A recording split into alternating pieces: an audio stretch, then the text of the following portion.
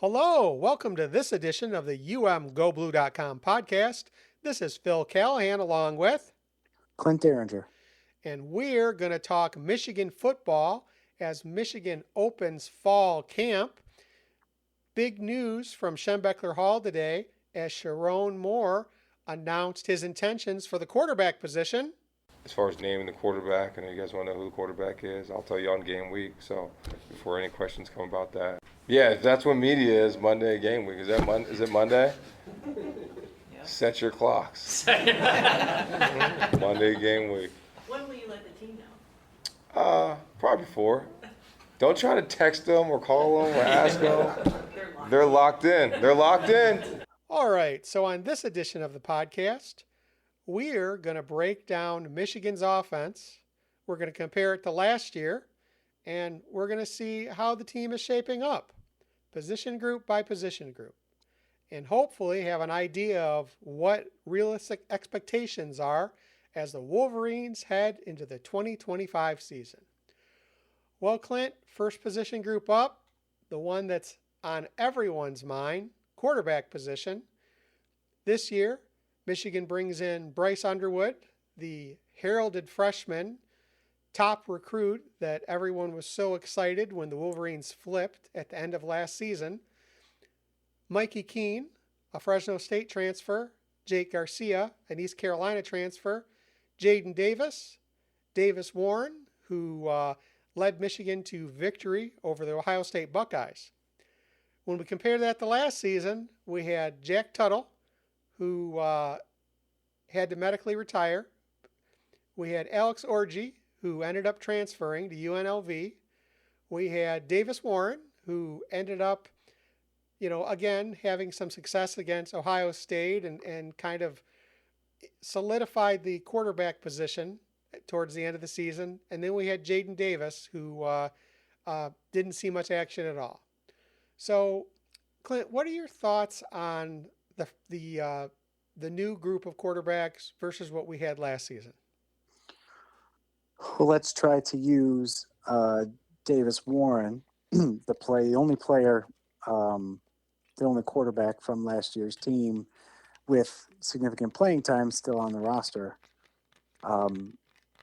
Although he's injured, he gets injured at the very end of the season, so he's not active right now. But if we were to use him as a measuring stick, he was the number one quarterback for the majority of the season last year, whether due to injuries to Jack Tuttle or ineffectiveness, from the other quarterbacks in the room.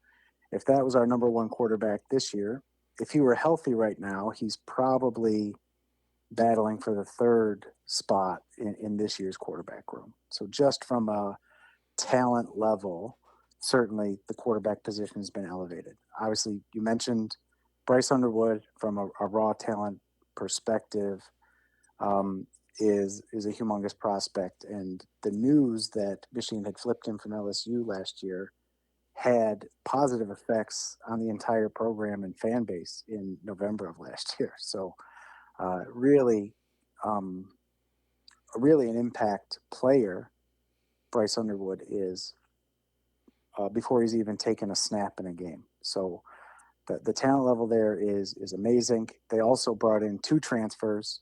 Mikey Keene from Fresno State played against Michigan early in the season last year, had a reasonably effective game, threw for like 250 yards in September of last year against Michigan, which was a really good defense last year, of course. And Jake Garcia from East Carolina also comes with a lot of Division I NCAA experience. So, in my opinion, Davis Warren, if he was 100% healthy, would be battling with Jake Garcia for the number 3 spot on the depth chart, while Bryce Underwood and Mikey Keene, if there were no injuries involved, would probably be battling for the starter's position. So, just from a talent perspective, huge upgrade in the room. And then also, I think you have to mention that the quarterback coach has flipped from Kirk Campbell to Chip Lindsey, as well as offensive coordinator duties. So compared to last year, the 2025 Michigan quarterback room is in a much better place, and we should see significantly better play from that position. But the biggest question is not whether it'll be better or worse. It's in the details. How much better and when? When will it be better than what we saw last year? Well, and I think we'd be remiss to not mention if folks don't remember Mikey Keene when he played quarterback at Fresno State, they probably remember Will Johnson's pick six, which was a pretty electric moment. So I always think back to that. And as you said, Michigan's defense was great. So it's not like we can blame that completely on Mikey Keene, but that's going to be my memory for a little while. And hopefully, now that he's suiting up for the Wolverines, we'll see something different. I think you make a really great point about that the quarterback room is definitely better. I think one of the things that makes it better and is going to accelerate Bryce Underwood's development is that he got a huge bulk of the snaps in spring ball, right? Because again, you had players who were out and players who hadn't transferred in yet. So it's interesting to me that there's an undercurrent when you talk to the players where nobody wants to say that it's Bryce. The expectation is hanging out there that it's Bryce. And it seems like it's Bryce, right? And I think, there's always a high level of expectation when you bring a top recruit in, especially the disappointment hanging in the air with how disappointing the quarterback position was as a group for Michigan last year. And definitely, left some potential wins on the field. And, hey, if you'd had better off, quarterback play, and if the offense had fired, there's possibly 2 or 3 more wins there. So I think that there's a huge expectation. And, I got to say, it better be better than last year. I mean, it is critical for whoever is under center, Bryce or Mikey Keene or Jake Garcia or Jaden Davis or whomever, that you definitely need that. You need the quarterback position to be better. Sherrone had some comments on that today. The consistency piece is the biggest thing. Don't turn the ball over, command of the offense, and then make plays. I think last year it was really disappointing, but there's so much reasons to have hope for this season. And again, like you said, if we were to go back in time, the starter at the end of last year would be fighting for the 3rd or 4th slot this year, and definitely that bodes well from a talent perspective. Yeah, absolutely. And I think you made the second most critical point. It was about the spring. If Mikey Keene is 100% healthy when he transferred in, and they go through the spring splitting the first team reps in some ratio, let's assume it was 50-50 or 60-40, one guy or the other, but they were both getting reps, and Mikey Keene was developing at least some rapport or rhythm with the current receivers and offensive personnel. Then we've got our normal conversation anytime a 5-star quarterback comes into an open playing time situation. You've got an experienced guy. Are you going to lean on the experience? And then it's just a matter of time. Is when does Bryce's upward trajectory kind of overtake the guy that's already pretty much hit his ceiling and is more reliable, right? So typically coaches start early with the known commodity, the guy that's got experience, limits turnovers and all of that. And the upcoming young kid, 5-star, typically takes some time to develop, continues on that climb, and eventually takes the job, whether it's in that first year as a true freshman or they eventually redshirt that kid and he takes over in sophomore year. If that's the normal narrative, Mikey Keene was removed from that conversation in the spring. He didn't take any of those reps. Jake Garcia didn't transfer in until after spring ball. Jaden Davis did get to split some reps, and even Davis Warren was hurt. So you had 2 quarterbacks of the top 5 guys on this roster right now. 2 of them were active in spring taking reps. So Bryce Underwood, whatever questions there were about would Bryce Underwood be able to take over, and if so, when, all of those questions to me were removed when he got almost all of the first team snaps in the spring. You can argue about game experience, and it still matters, certainly, for Mikey Keene. His ability and consistency still matters, and I'm glad he's on this roster because he's going to play meaningful snaps for Michigan. But Bryce Underwood has more snaps with this first team offense than anybody else in that room. He's also got the highest ceiling and has the highest long-term potential. And over the course of this season, if he continues to be successful or continues to learn and grow and continue to improve, then it's a no-brainer that he should be the starter. The question is, how fast will the game be for Bryce Underwood, who was playing high school football down the road this time last year, and he's still 17 years old. He turns 18 in a few weeks here. So the questions about how he's going to react under fire really are the only questions, but there's nothing else, in my opinion, standing in his way from being able to take over the offense. The other questions that you would have about a young kid, a five-star quarterback, would be leadership questions and maturity questions. And repeatedly we hear from the coaches and everybody around the program that is a strength of Bryce Underwood, that he's very mature, certainly wise and calm under fire, especially for his age. And he's been in the spotlight for years with the modern recruiting cycle and what high school football is now for these big time 5-star athletes. They're much more polished and professionalized athletes at a young age, and I think Bryce Underwood is going to be ready to step into that spotlight. Snap number one, game number one.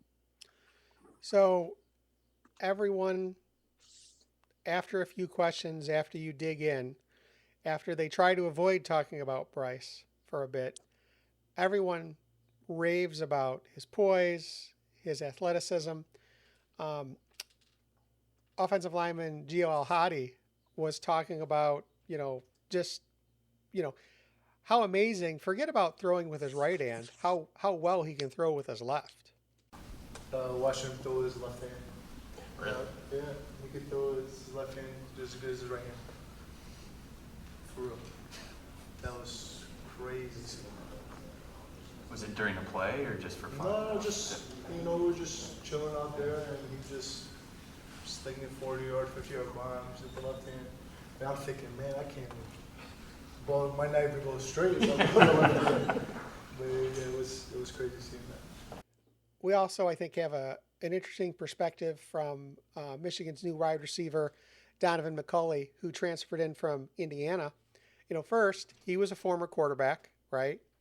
And he just talks about, Bryce's poise and just how he stands in the pocket. And so you have somebody who is not only used to evaluating the quarterback position because he was a former quarterback, but also evaluating because he's the one getting thrown to, right? He's the receiver.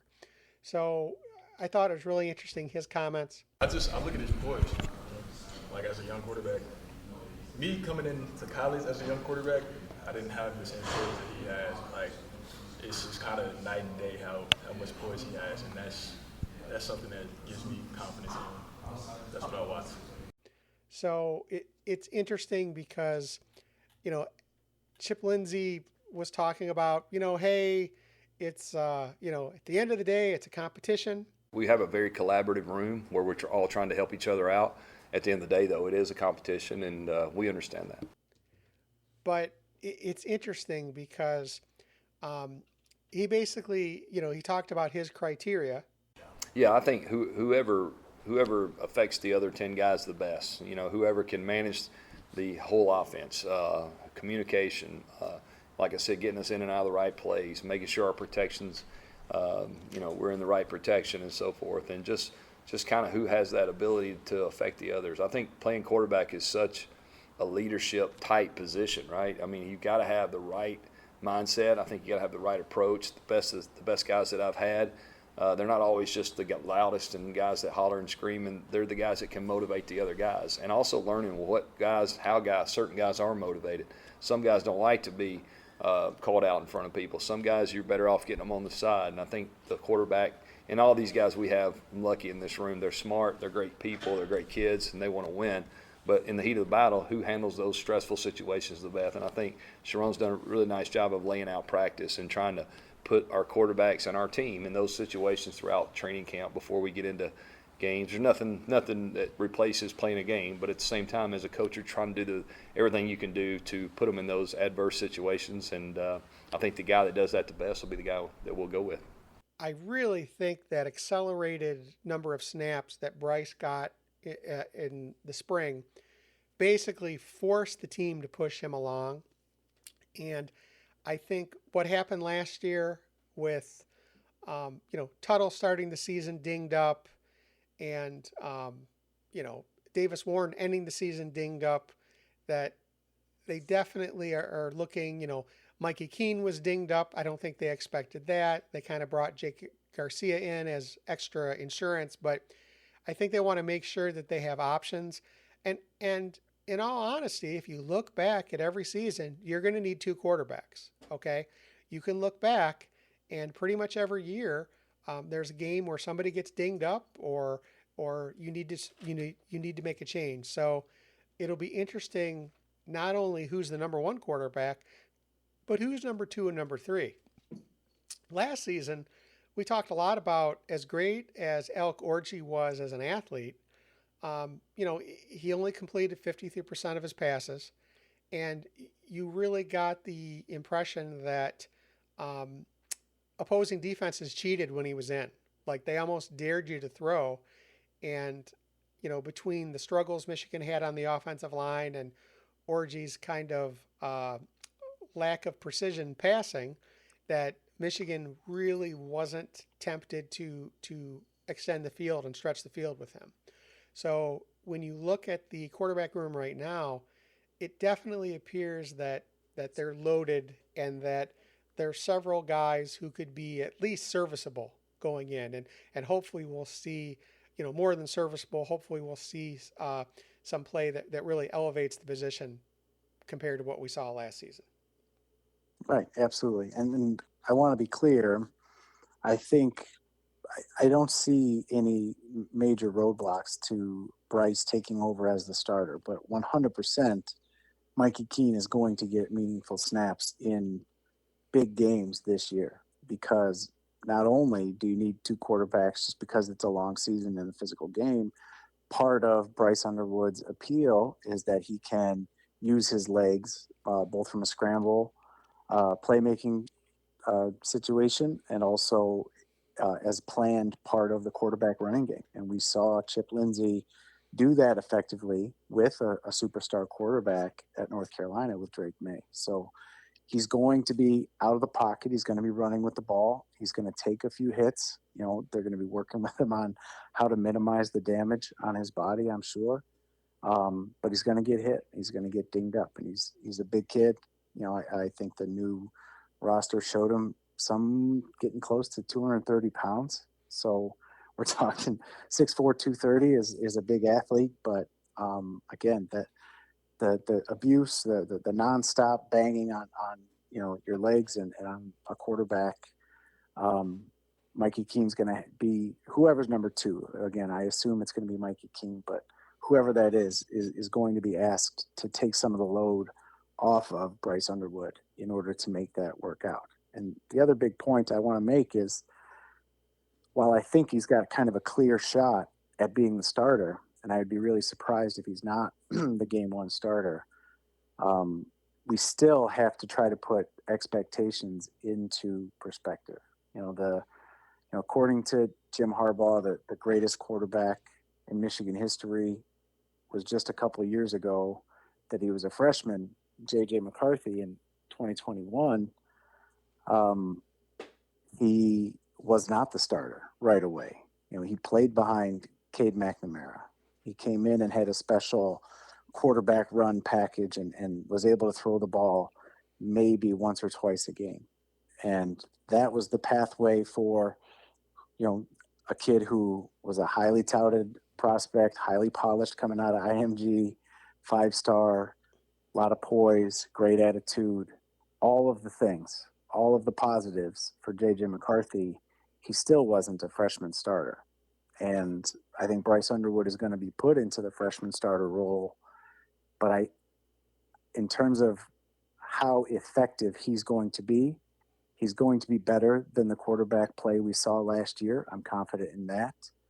But I don't think you plug in freshman Bryce Underwood and all of a sudden you get 2023 junior J.J. McCarthy. I don't want to be unclear or unreasonable with what the expectations are.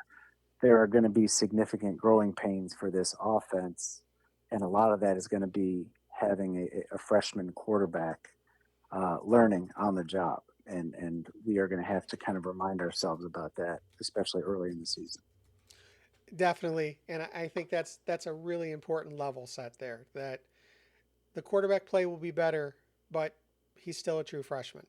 And their mistakes will be made, but hopefully they'll be incredibly electrifying mistakes and not what we saw last year. And again, it's interesting because when I went back and looked at the statistics last year, we like to talk about the season in quarters, right? Like the first 3 games, the second 3 games, the third 3 games, and the final 3 games, right? So last year, man, Ohio State and Alabama really gave everybody a really nice high, right? Like that month you beat Ohio State, at the end of October, you flipped Bryce, and then you went to a bowl game and beat Alabama. And that really gave some nice high feelings, right? But when you go back and look at the rest of the season, especially statistically, and like I said, there were 3 games that I think we left on the field that were winnable, and we lost because the offense stumbled, right? And that's the thing when you look back, it's like, ooh, it was really bad. It was rough last year. So better this year. There's still going to be issues, but I think definitely a lot to look forward to. And I think it's a safe bet to say that the quarterback position is improved, right? And we can agree on that, right? Yeah, absolutely. The room is improved. The talent's improved. Expectations are higher. The real question is how much higher and how soon. Absolutely. All right. So next position group, running backs. We have Justice Haynes, a transfer from Alabama, and Jordan Marshall. And last season, primarily we had Donovan Edwards, Khalil Mullings, and then we had Jordan Marshall showing some flashes at the end there. Both Donovan and Khalil are getting a look in the NFL. Just this last weekend, Donovan had a really amazing run called back by a referee that I'm sure was from Ohio. But again, it says something to the talent level that they're getting a look in the NFL. We don't know if they're going to make the team yet, but it says that they had a high talent level, right?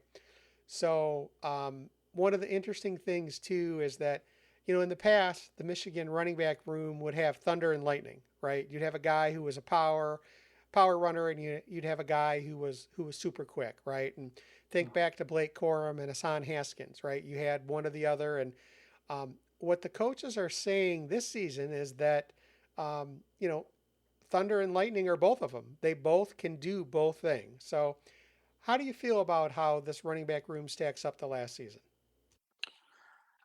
I would say that it's level. I would say that I expect it to be about the same.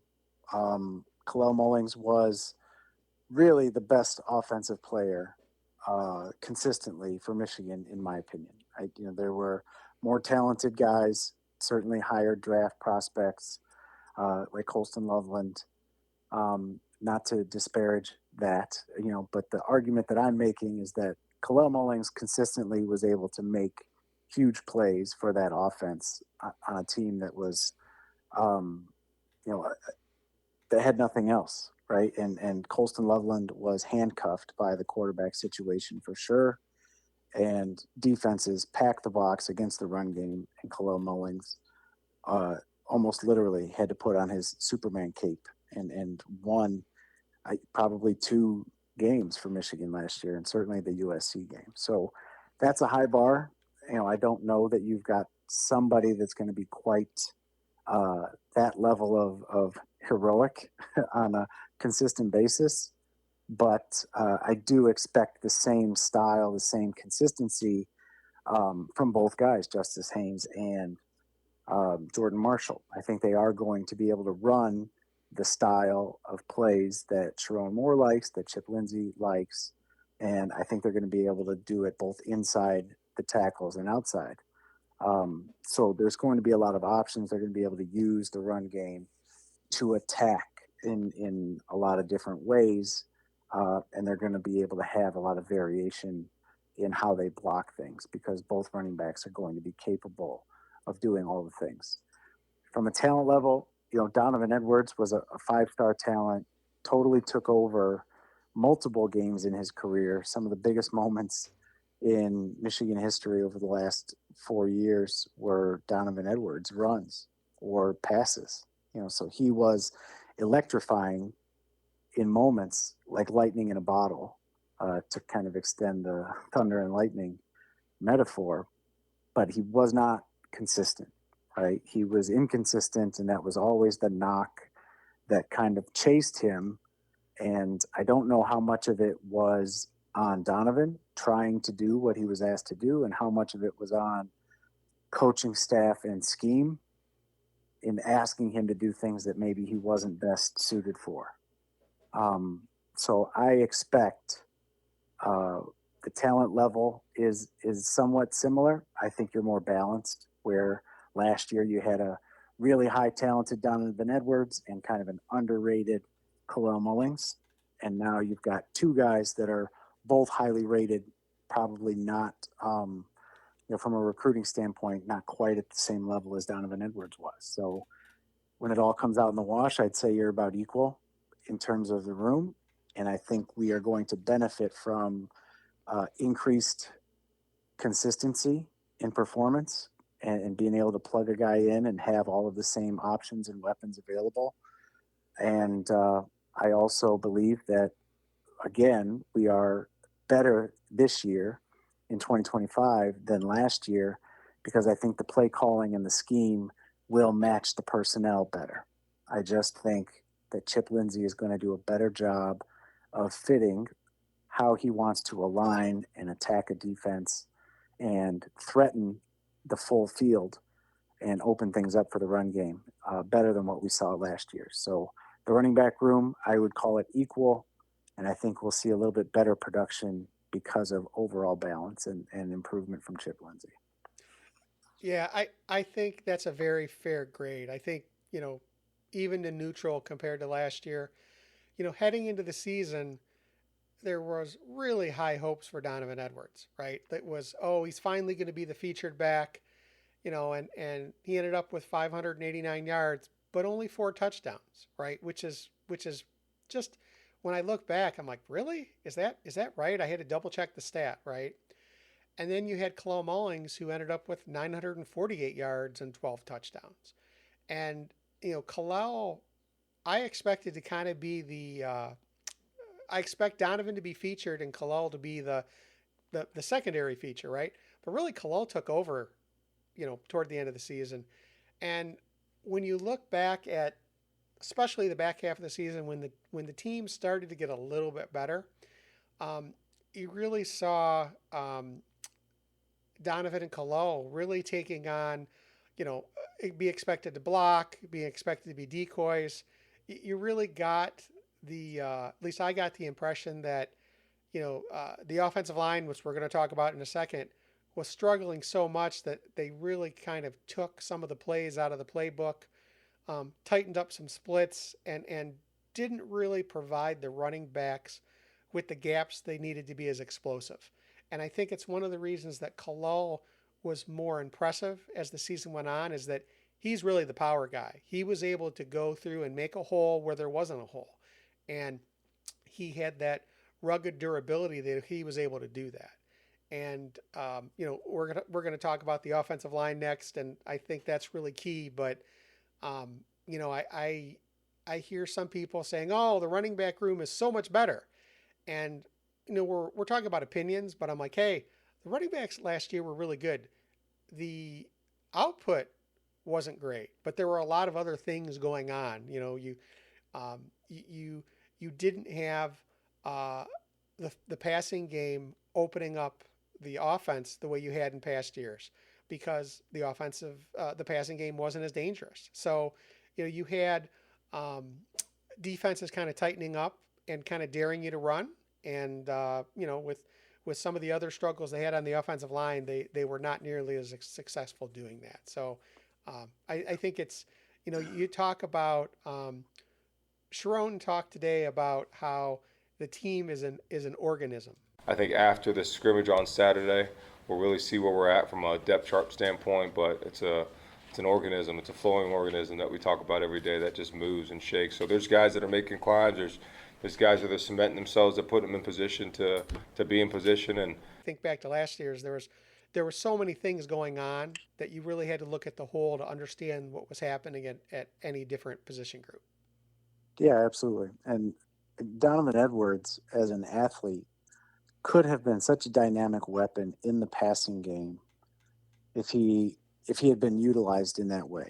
We saw it in one game when he was a freshman against Maryland, I think on the road, where he put up something like 180 receiving yards and just totally dominated that game as a receiver. And almost never was he utilized that same way again through the next 3 seasons of his career. And to me, that is the strongest indictment of last year's offensive unit, is that they just did not utilize Donovan Edwards in the manner that would have allowed him to be the most successful and let the team be the most successful. We just did not see Khalil Mullings and Donovan Edwards on the field at the same time being utilized to their strengths the way that we should have. So for the 2025 team, I don't think you have quite the dynamic runner and catcher like Donovan Edwards. But again, in terms of balance, both Jordan Marshall and Justice Haynes, both really good athletes, both good hands. And I think there's going to be more passes directed at the running back position this year. So it's almost a crime against Michigan football history that Chip Lindsey missed Donovan Edwards by a season. But I do expect to see more passes going to the running backs to help take pressure off of your freshman quarterback, to help take pressure off of the offensive line that's still going to be trying to figure out how to come together. And the dynamic running backs, both guys being balanced, not being able to tip what the offense wants to do based on which running back is in the game, is going to become a strength. And you'll probably hear me and you and I talking about it again pretty soon once the games start. All right. So next up is the Michigan offensive line. So last season we had Miles Hinton, Josh Preby, Dominic Guducci, Gio El-Hadi, Evan Link, Greg Crippen, Andrew Sprague mixed in here and there. This season, Sherrone gave us an update that at left tackle you kind of have Evan Link right now competing with Babaloa, competing with Frazier, right? So, you sounds like Link is holding the position, but there's competition there. At left guard, you got Gio El-Hadi.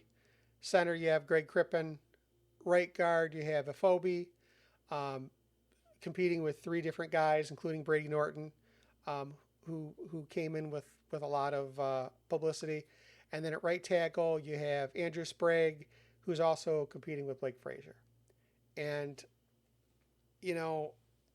as much as, almost all coaches will say the games are won and lost on the offensive and defensive line, right? And looking back, it confirmed my thoughts during last season that the place that this team struggled the most last year was on the offensive line. And there are a lot of reasons for that. The previous seasons, you had guys who could have gone on and left early and given opportunities to the younger guys to get experience stick around because you had, NIL, you had how great the team was, everybody wanted to come back and win the national championship. So you kind of had this pipeline at offensive line get clogged up, right?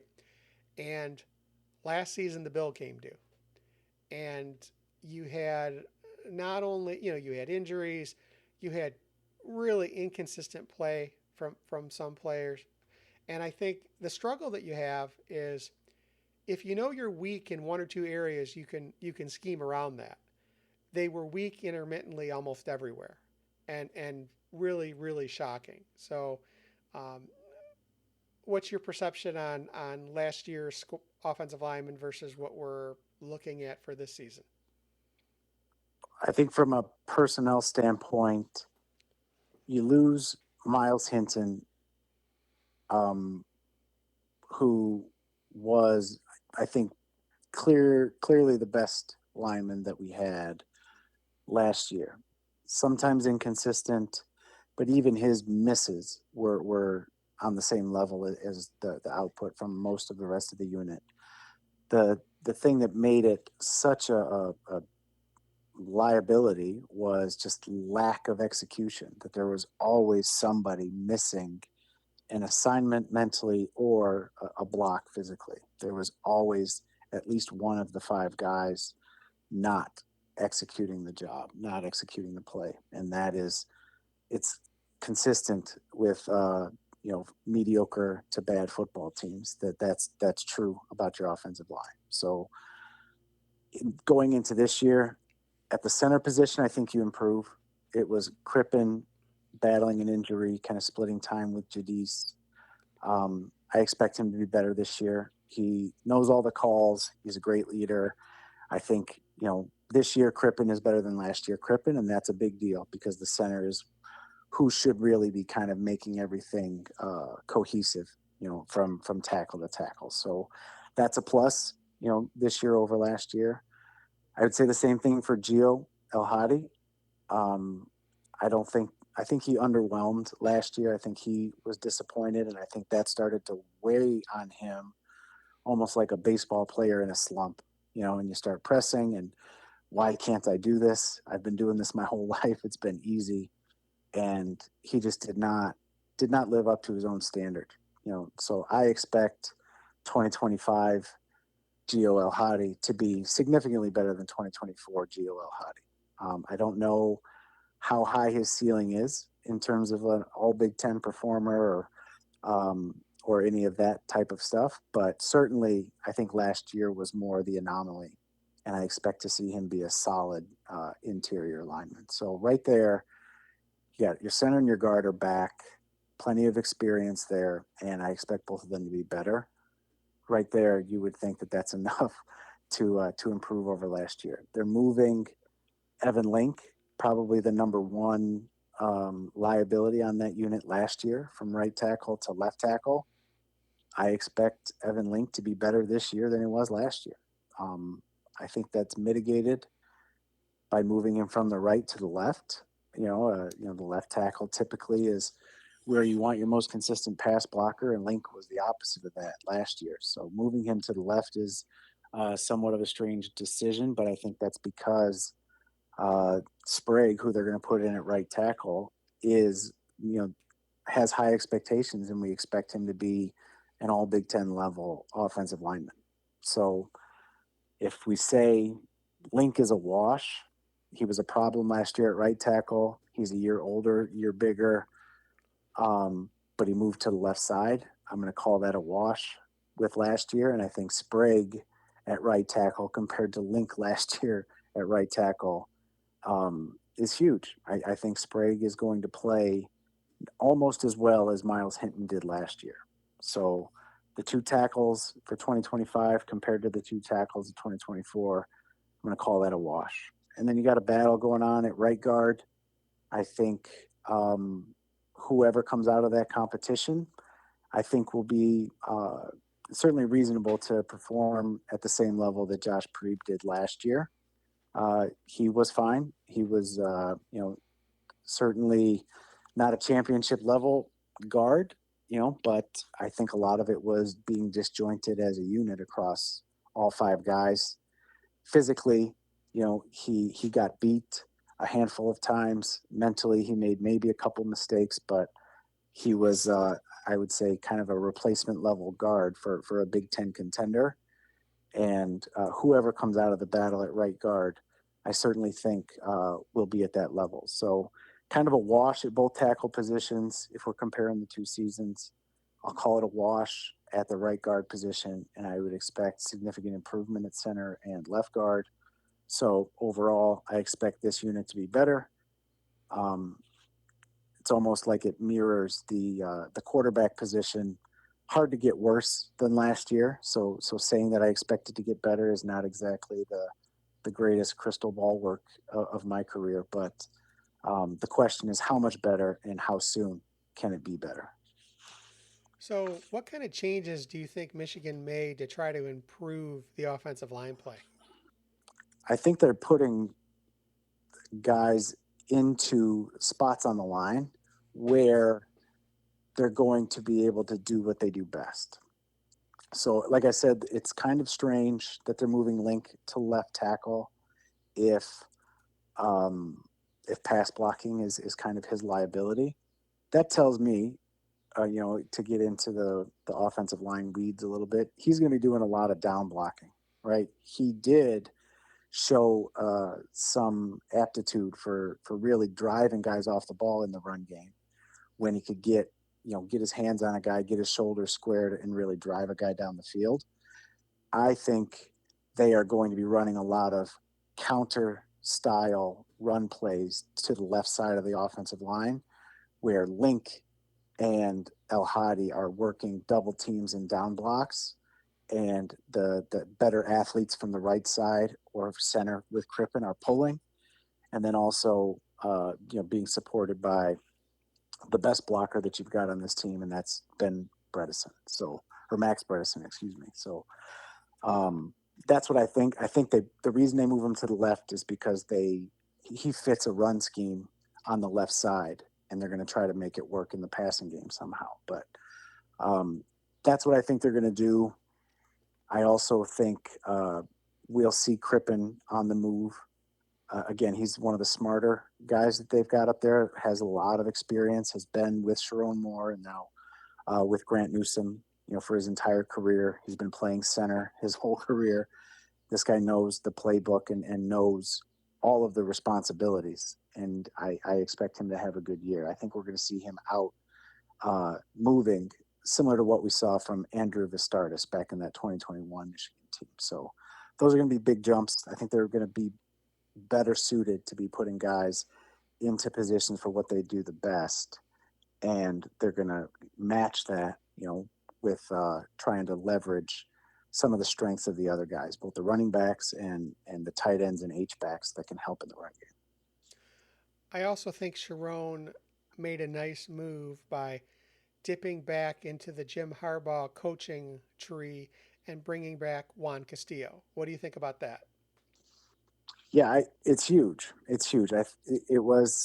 We talked about it a lot last year. I think Grant Newsome is very similar to, from his coaching trajectory, the path is going to be very similar to Bryce Underwood's playing trajectory. He's young. He's just taking over the first time as an offensive line coach last year, and he's going to be successful. The question is how soon and how fast he can get that done. So bringing in Juan Castillo, whose first year coaching was before I was born, with multiple tours as an offensive line coach in the NFL. He is a wealth of knowledge and brings a maturity and a kind of a gravitas to that coaching room, to where Grant Newsome's going to be able to think quickly on his feet and have somebody who he can bounce ideas off of. I think you said it offline that Sherrone Moore expected to be that type of mentor as an offensive line coach for Grant Newsome, but Sherrone Moore's a first-year head coach last year, and he got sucked into some of his bigger responsibilities and wasn't able to put quite the level of attention that he probably thought he would be able to in supporting the offensive line. So getting a guy like Juan Castillo is huge in terms of solidifying the foundation there. I still have very high expectations for Grant Newsome, but this was Sherrone Moore doing 100% the right thing to shore up some cracks in the foundation that were very visible last year on that 2024 team. And I think it's important too because Sherrone and Grant Newsome have a lot of experience coaching offensive line, but not at the pro level, right? So you bring a guy like Juan in, and he has done it at the collegiate level, and he's done it at the pro level.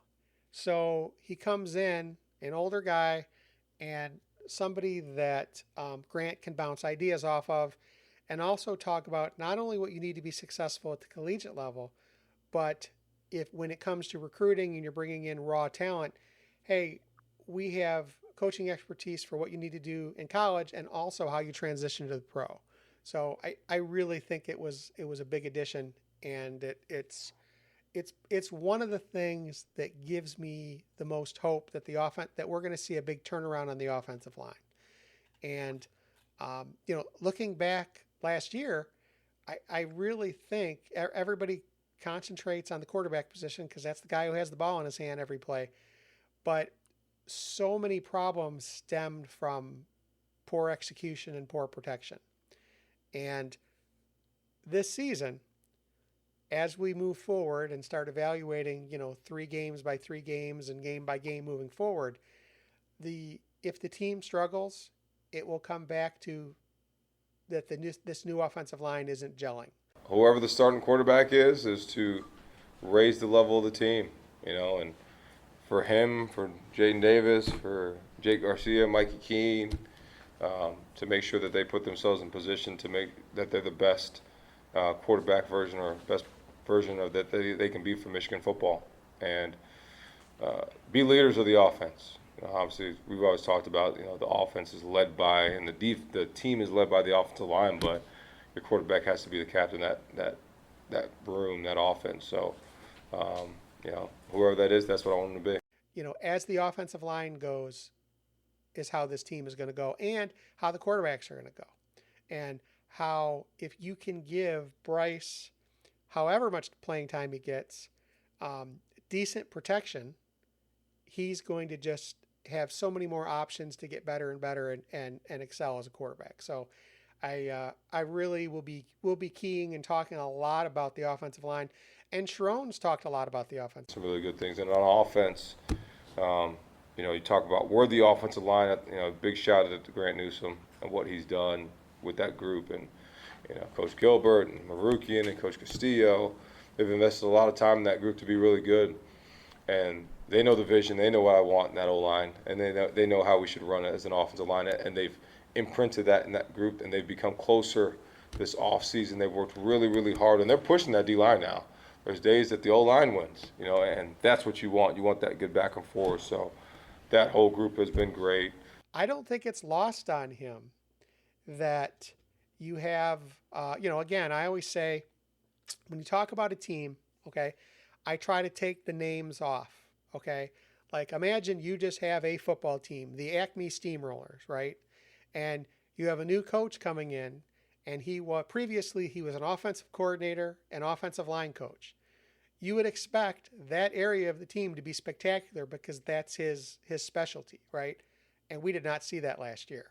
So I think that it smarts a little bit for him, and I think he realizes that in order for this team to continue ascending and bounce back, that the offensive line needs to improve. And I think bringing Juan Castillo in and making some changes, it's the thing that gives me the most hope heading into this season. Believe it or not, even more than Bryce, right? Like if you have a great offensive line, you can put a good quarterback behind it, and he can do good things. If you don't have an offensive line, it doesn't matter who's back there; they're running for their life. Yeah, I think overall as an offense, the goal is to be somewhere on the level of that 2021 Michigan team, right? They were not juggernauts on the offensive side of the ball, but they made enough big plays in key moments, and they could be consistent and efficient, and move the chains on first down, right, and stay ahead of the chains early. Um, and that offensive line ended up going on to win, winning the postseason awards for the greatest offensive line in the country, the Joe Moore Award, the first of back-to-back years, and a lot of that was uh, an accumulation. They kept getting better and kept getting better, and by the end of the year, it was really really hard to stop them, no matter what they wanted to do. So um, certainly that level of improvement, game over game, is what I expect to see. Wherever they start, probably not. Again, I don't have extremely high expectations for getting off to a fast start this season, but I expect that offensive line to get better and better. And as we look quarter by quarter, when we get to the second, third, and fourth quarters of the season, I do expect this offensive line is going to be really, really effective.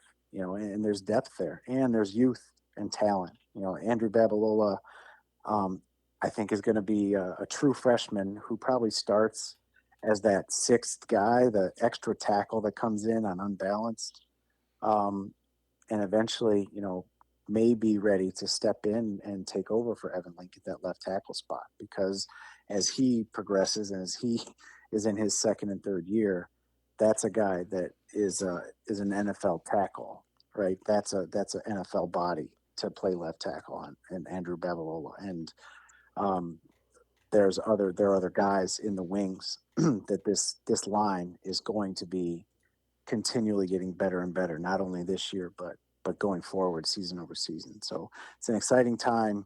I think it was a big deal to bring in Juan Castillo to help shore up, and be a mentor for Grant Newsome. And I think in a similar fashion, Biff Poggi coming back from Charlotte, um, is going to act in a similar way, with Sherrone Moore.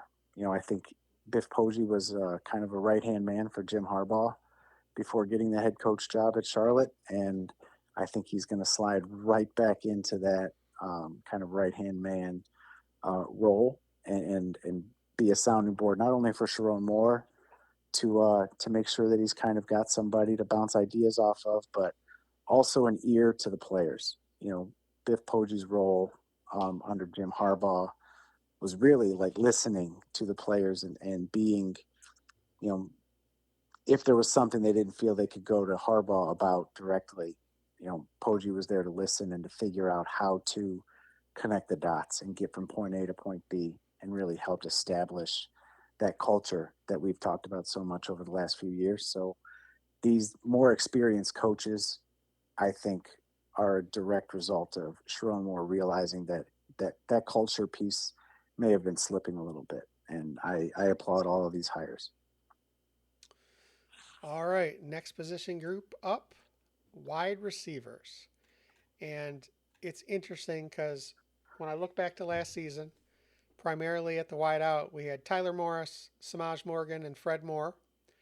And heading into this season, we have the transfer from Indiana who will be wearing the number one jersey, Donovan McCulley. Okay, and have talked to him and seen him, and he is a specimen. Okay, he has a size that Michigan has not had at receiver for quite a while. And again, Fred Moore, Samaj Morgan, there are some other players who are in the mix, but primarily those are the players who have the experience. And this is the stat that just blew me away. Okay, so if you look back last season, the uh, the top four wideouts had a combined four touchdown receptions. Four touchdown receptions. I had to go back and look because I couldn't believe it, right? If you want to talk about how anemic, the offense was. And of course, Tyler Morris transferred to Indiana. Unfortunately, he's going to be out for the season due to an injury, so we won't be seeing him. And you never want to see that. But, there's kind of a story with Donovan McCulley. He had tried to transfer it in the season before and wasn't able to do so. So, here he is now. And he won the number one jersey during spring practice. And, that number one jersey comes with a lot of attention, and you just don't casually get that. So I think expectations are high. I, uh, you know, how do you rate the receivers versus last year's crew? Well, we've got a similar situation. Two of the guys are the same. If we're just looking at the top three, Samaj Morgan and Fred Moore are a year older. So you would expect the worst case scenario would be the same, right? That they stay flat, they don't get any better. So worst case scenario is those guys stay equal. And then you're trading in Tyler Morris, again, another good player for Donovan McCulley.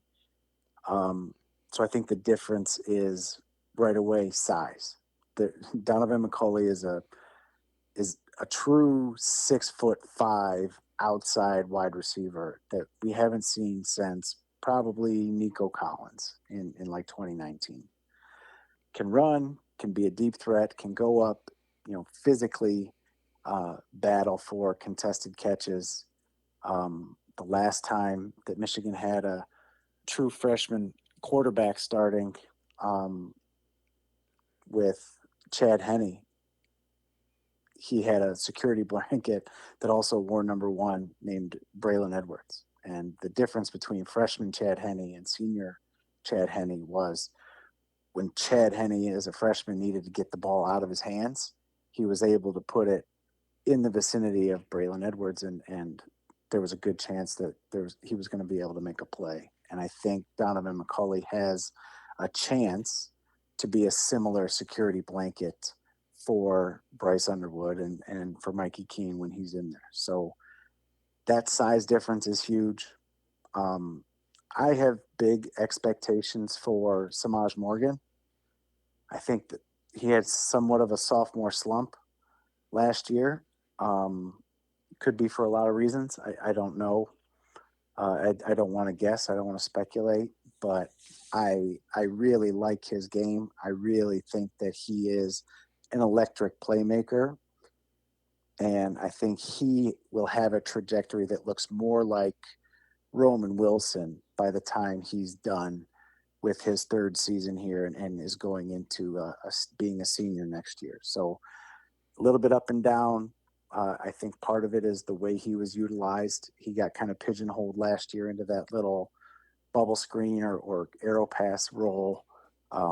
They didn't find ways to kind of turn him loose in the defense because they just weren't pushing the ball down the field. And Chip Lindsey is going to push the ball down the field, number one, to try to make big plays and to connect with those receivers, but also to show the defense that you're going to threaten the entire field so that they can't put 8 in the box and play man-to-man on your 3 receivers. So I think he's going to be a big beneficiary.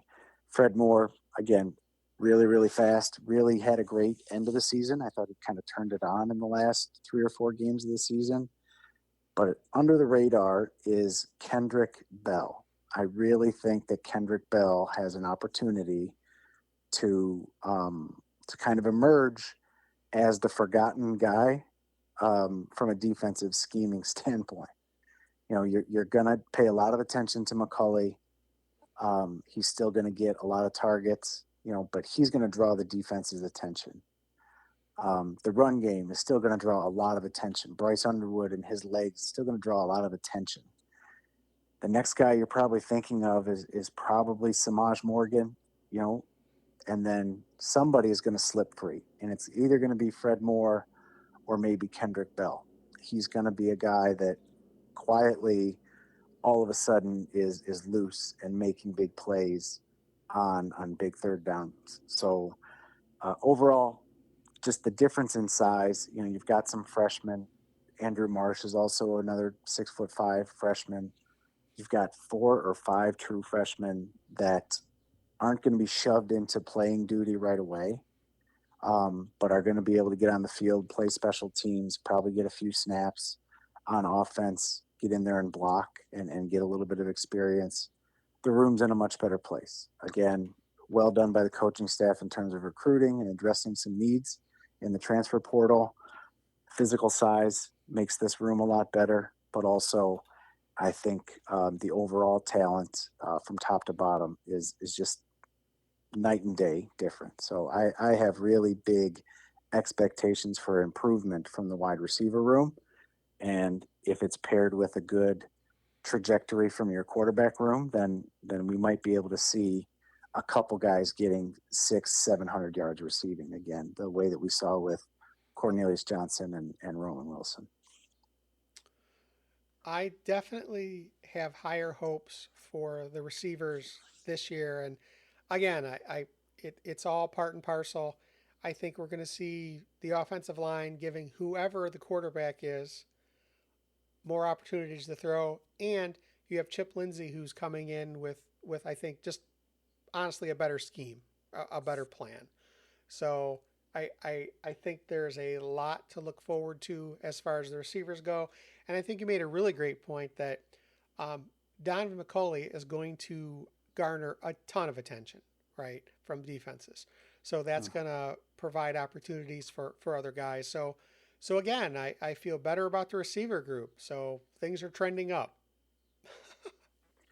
Yeah, another situation also where they brought a guy from the past, Eric Campbell, who's coached at Michigan multiple times, was the wide receiver coach when Ron Bellamy was at Michigan playing wide receiver. Another veteran coach, shoring up the foundation on the coaching staff. Another guy that is going to be a mentor for the for the coach that's there, the position coach, but also a sounding board for younger players. Has experience with, he knows what NFL receivers do and how they act. He is going to be another huge impact on that wide receiver room. And again, kudos to Sherrone Moore identifying some cracks in the foundation and shoring it up. All right. Last offensive position group. Talk about the tight ends and the halfbacks, right? So last year we had Colston Loveland, who was a breakout superstar, right? Um, just just really was one of the few bright spots on the offensive side of the ball. And then you had Max Bredesen, who was just the hammer. Just consistently tough, and one of the true leaders on the team. Of course, Colston has gone on to the NFL, and this season we can look forward to Marlon Klein and Hogan Hansen at tight end, and of course Bredesen has decided to come back. So, how do you feel about how the position group is shaping up compared to last season? This is the one position when you look at last year that there's just no way to spin it. It's an unfortunate downgrade, but that's because it was one of the only bright spots on the 2024 offense. Colston Loveland was a superstar, almost a unicorn, right? Not only at Michigan, but in college, right? I think he's going to have an NFL rookie season that is going to really turn some heads nationally. So it's tough to fill those shoes. Those are really, really huge shoes. Max Bredesen was, after Khalil Mullings, Max Bredesen was your second best offensive player last year. And again, his utilization is probably the greatest indictment of the coaching staff from last year. You and I talked, at length in every game when we were commiserating through some of the tougher times of the season. It drove me crazy how they utilized Max Bredesen in formations, in alignment, in motion. They did not put him in a position to do what he does best. And I expect that to be different this year. So I expect 2025 Max Bredesen to be head and shoulders better than 2024 Max Bredesen, just because I think this particular offensive staff is going to use him better, closer to what we saw him doing in 2023. In terms of the actual inline tight ends, Hogan Hansen and Marlon Klein, they are really, really good athletes, really, really physical, imposing athletes, and also fast, big targets in the passing game. So I think they play to what Chip Lindsey is going to want to do, where based on personnel, you might not know exactly what's going to happen. If they bring two tight ends into the game, there's still a chance that they might throw the ball, right? Play action is still going to be a threat any place on the field, any down and distance. And I think that's going to help Chip Lindsey a lot. So they're not the passing threats, of course, that Colston Loveland was. But you are going to gain a little bit in terms of inline blocking. You are going to gain a little bit with H-backs, with Max Bredesen and either one of those other guys kind of lining up off the line and being able to cross the formation and block. So there are other strengths that are going to be utilized. So overall, it's a slight downgrade because Colston Loveland was a unicorn, but I think that gets mitigated by better utilization this year as opposed to last year. And again, a new coach coming in, Steve Kasula, came back from UMass, has experience with Michigan, of course, and all that I've ever heard about Steve Kasula has been positive, both from inside the Michigan program and when he went out east and was coaching with Don Brown. So I think he's an asset to the program and to the coaching staff. I expect better production in the run game from the tight end and H-back positions. And I think there are going to be some surprising touchdown receptions in the red zone or from just outside the red zone, where, again, a lot of that attention is going to be going outside to Donovan McCulley, maybe to Samaj Morgan. And you've got a couple guys in Hanson and in Marlon Klein that can find those seams over the middle behind the linebackers. So hopefully better utilization, and we see some big numbers out of the tight ends. So again, there are a lot of reasons to be excited about this season, especially offensively. I think there's going to be a lot of people focused on the quarterback position, and if this team can come together, and again, we're going to talk about our season predictions, in a future podcast. But I think the key thing, and we always say this in the spring practice, is we want to get out of fall camp relatively healthy. According to Sherrone, there are no major injuries yet. Okay, so we're fingers crossed that we can maintain that. But there's a lot of reasons to be super excited, and Michigan is kind of a dark horse right now after last year. But the schedule shapes up in a positive way if they can start out strong, and definitely with the talent that this team has. Again, I'm really hopeful. So hopefully, we can get through the next couple weeks of fall camp without any major injuries, and give this offensive line a chance to kind of gel and let these offensive playmakers make some plays. Yeah, I thought it certainly good news hearing Sherrone Moore say that the offensive line is holding up against the defensive line in practice. For as much as you believe what Sherrone Moore is going to say during fall camp, right? If that is true, that's a good sign because that defensive line is really good. I don't know if I don't know if those guys are going to have to block anybody better than who they got on the other side of that practice scrimmage. So certainly iron sharpens iron is a thing during fall camp. And you're right. If they stay healthy, then, I would expect them to be ready to put their best foot forward at the start of the season. But the whole thing is going to come down to just getting better week over week. We'll see where they start out, what level they start out at. And then it's about just continuing to get better and better and better and try to get that snowballing momentum going as fall turns into November, and the biggest games in the calendar come at the end of the season. All right. Well, that's going to do it for this edition of the UMGoBlue.com podcast. This is Phil Callahan along with Clint Derringer. Go Blue. Go Blue. I feel like our football team's getting better and better. You know, we're really living by this motto of TNT, today, not tomorrow. So everything we can do today to get better, that's what we're trying to do.